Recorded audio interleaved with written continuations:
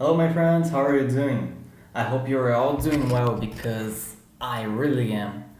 What happened is on March 17th I got my first translation job, and yes, it happened. I received it through a friend of mine, and he gave me the opportunity to work with game localization, which is something I've really been looking forward to working with. And yeah, I got that opportunity, and it was really challenging for me because, well, I guess everyone's first job is challenging, but yeah, it was really difficult, I'd say, but I managed to do it. So here I am as the proof that it is possible to do that even if you have no prior experience or background.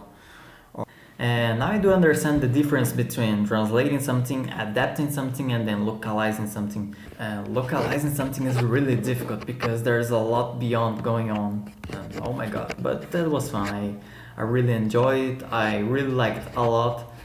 And my friend who gave me that job, he was really patient with me. He taught me how to use the cat tool.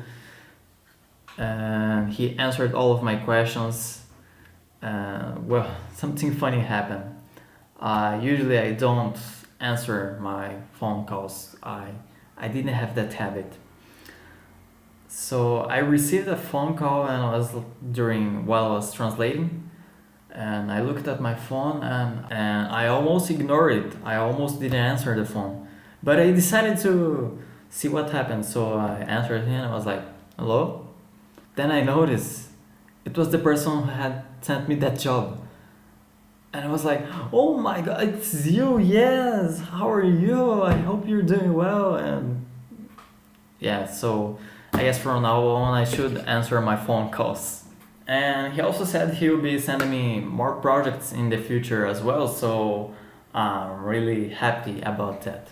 About the payment, it wasn't as high as I was expecting it to be, but I also wasn't expecting to get all of that experience in return because he was really patient. He answered all of my questions, and I learned a lot during the process.